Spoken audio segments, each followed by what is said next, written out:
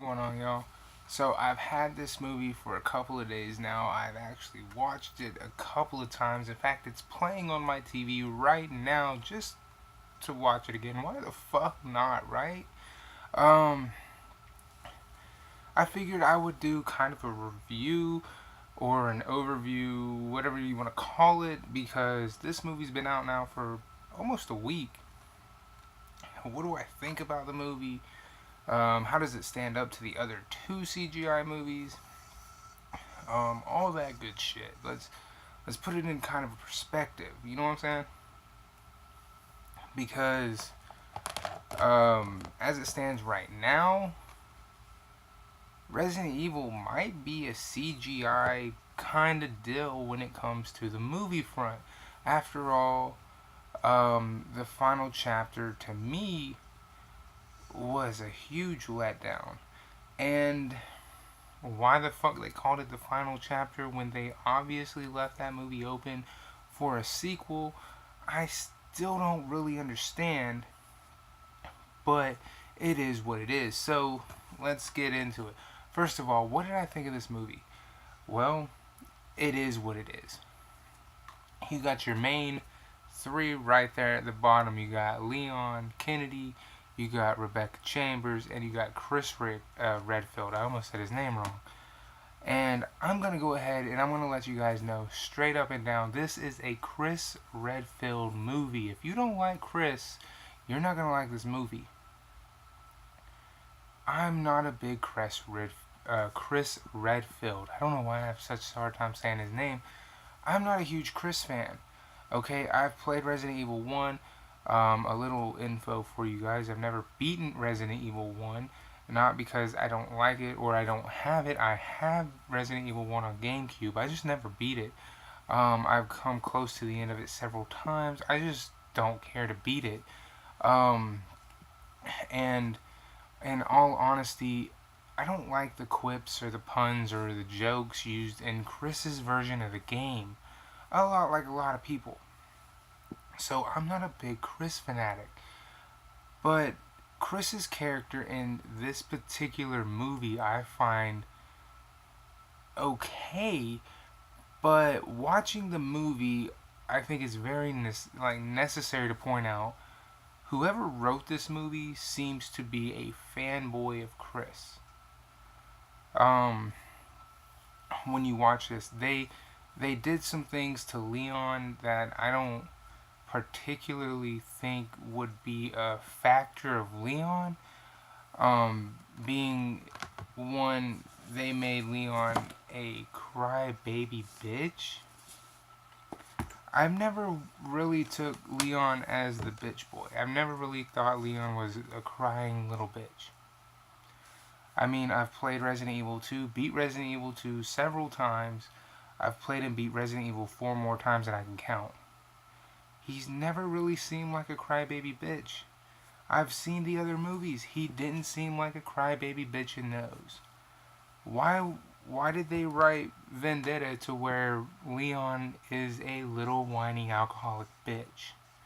Well, in this case, they wanted Chris and his character to be the main focus. And again, this is just my perspective. This is my opinion.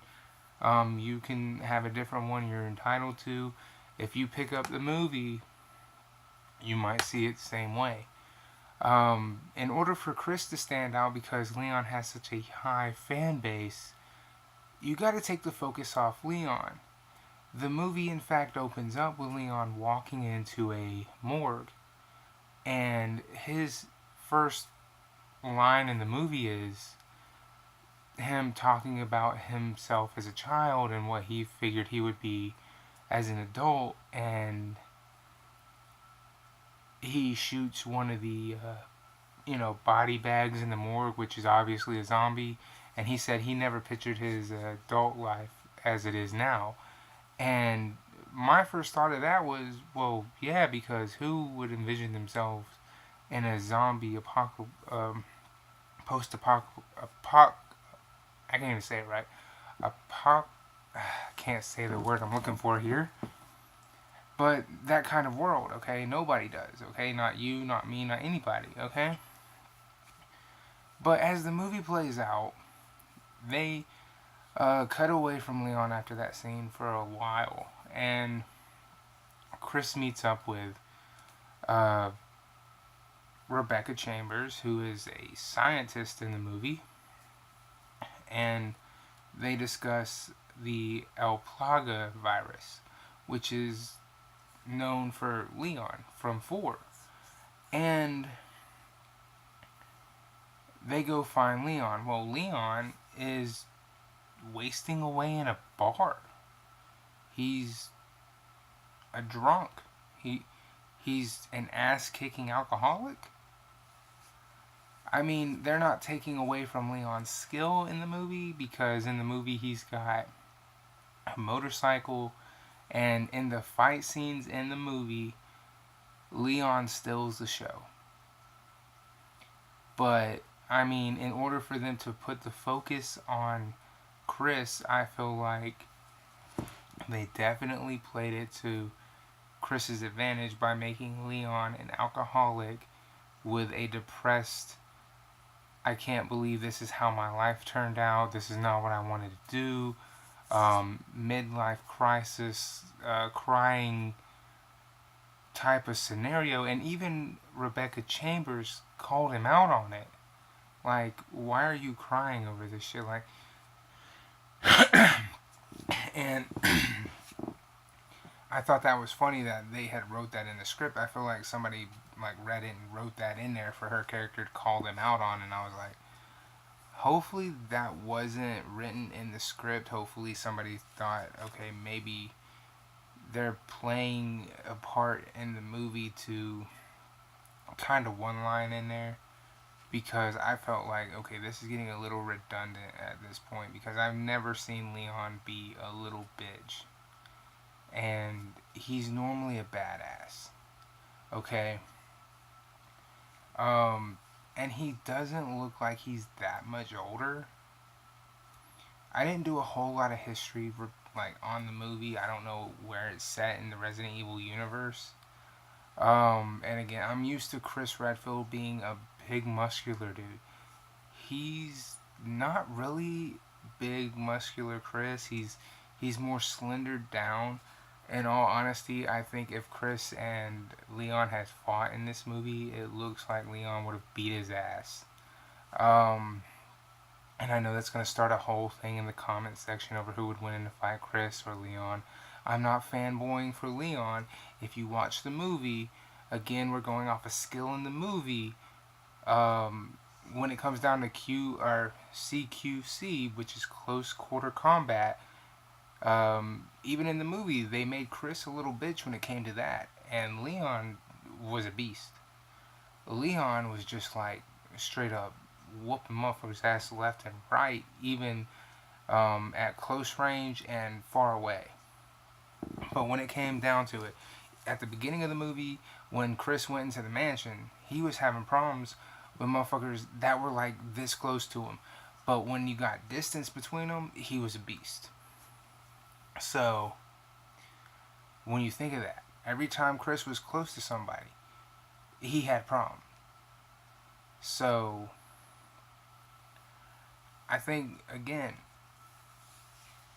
they tried to find an even ground here between the two of them, but they just couldn't do it, because one wanted to be more fan for Chris, another one wanted to be more fan for Leon, and it just didn't play out the way I wanted it to, and I think it didn't play out the way they wanted it to, because they wrote in there, again, I don't think Leon was an alcoholic. I don't remember seeing him be an alcoholic, let alone ever remember seeing Leon drink anything. I never beat Resident Evil 0, so I don't know a whole lot about Rebecca Chambers. I've got to start playing Resident Evil on GameCube, basically. That's where I have all my Resident Evils. I really need to play those games. But, I mean, I do know these characters. I also have all the books. So maybe if I read them, they'll, catch up a little bit easier. I don't know. But I do find it really interesting that the Tyrant, they introduced this new bad guy because apparently Umbrella has fallen in this movie, Vendetta. Umbrella's no longer around. This new guy's around. Does it say the name of him? No, it doesn't say the name of this guy. It just says that, okay, one thing is, this is not a new virus. On the back of this, it says it's a new virus. No, it's El Plaga. It's an upgraded version of El Plaga. And it's three, actually. There's three of them. One is a, what is it? One of them is a controlled version. One of them is a triggered version. And one of them is, shit, I can't remember the last one. But one of them is a triggered version. And one of them is a controlled version. And then there's a third one. And, this new guy basically is supposedly the new Wesker, but he transforms into the Tyrant. And that whole preview that we saw to make us excited for this movie is not in the movie. Sorry if that spoils it for you, but I've watched this movie now twice, and I was looking for that. Not in this movie. Not at all.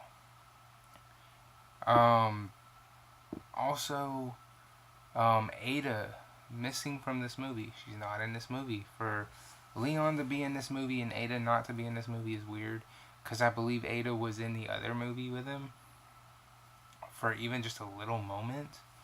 Not in this movie. Where is Ada? What's she doing? What's going on with her? But how does it stack up in retrospect to the other two? Resident Evil Damnation and Resident Evil, shit, what's the other one called? I have them over there somewhere. Oh, they're right here. Hold on one second. So, okay, I got the other two. So, Leon, third movie, Degeneration. So how does Vendetta stack up against Degeneration and Damnation? It's a good question, because it's Leon's third CGI movie. Leon has been in every single Resident Evil CGI movie since they started doing these. My favorite one, in fact, is still Damnation. I don't know why, but Ada was in this one. She's on the front, in fact. She's right. That's not Ada. Ada's right there.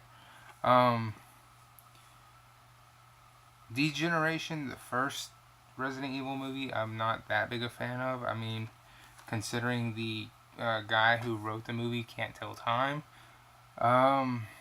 It is what it is. It's a good movie, but Damnation is still the best one. If I had to go by how these stack up, this is the best one. This is easily the second place. This falls in third. So that's how I would rate these. I would say definitely, if you're wanting to see it, I personally bought it because I'm a huge animation movie fan. I try to make sure that I buy a lot of animated movies, because Blu-ray to me is all about animated movies. The cartoon movies look amazing on Blu-ray,